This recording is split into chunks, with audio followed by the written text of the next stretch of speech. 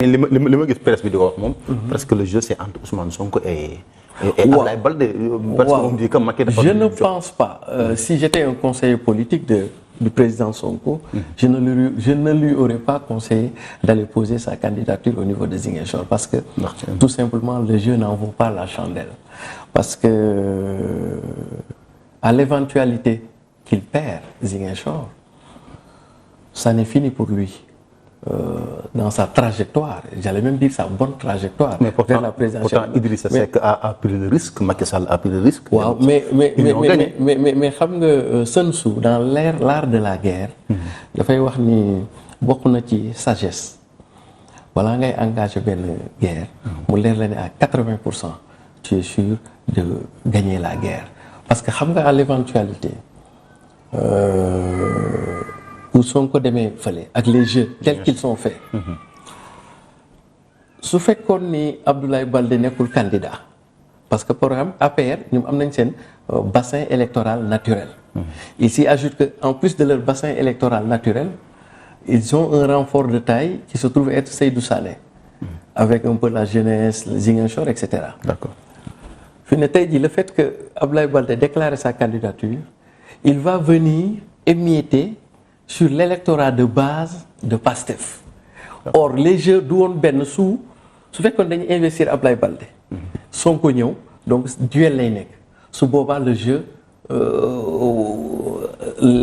en vaut la chandelle mais actuellement l'électorat nu mu émietté te je ne pense pas que Abdoulaye Baldé renoncer à sa candidature donc on aura déjà candidature parti au pouvoir ñooñu peut-être que duñu changer dinañu am renforcement alors que le fait que Baldé samp ndëndam dina ñëw partager électorat Sonko donc su ma doon Sonko actuellement lui il est en apesanteur c'est-à-dire que il a un destin présidentiel élection locale yi comme on dit c'est un primaire da nga koy jox élèves primaires yi.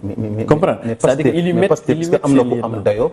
justement ku mën a samp au niveau et d'ailleurs c'est ça le dilemme au niveau de PASTEF ça veut dire que il y a que Sonko qui est fort au PASTEF. Et d'ailleurs c'est ça le dilemme de PASTEF c'est un parti faible avec un leader fort. Quand je dis faible ça veut dire que derrière l'identité remarquable qui est Sonko pratiquement il n'y a pas une figure à mesure de pouvoir mobiliser donc foofu moo tax li ma xalaatoon mooy Sonko mën na jël prétexte élection locale yi mu corriger un peu situation boobu en mettant en place ses lieutenants et en mettant en place une forme d'organisation et de structuration parce que boo xoolee derrière Sonko on est dans une forme d'horizontalité. Ça veut dire qu'il y a Diomaye, il y a l'autre là Ly, il y a l'autre là de Mbour, etc., etc.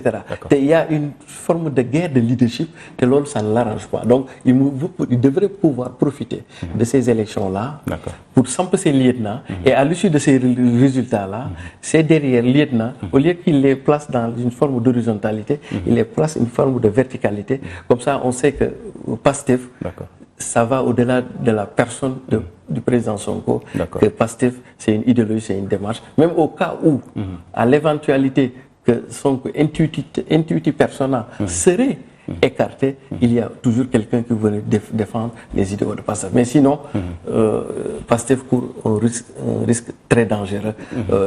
En tout cas, pour lui, l'ultime bataille qu'il doit mener, c'est la bataille de 2024.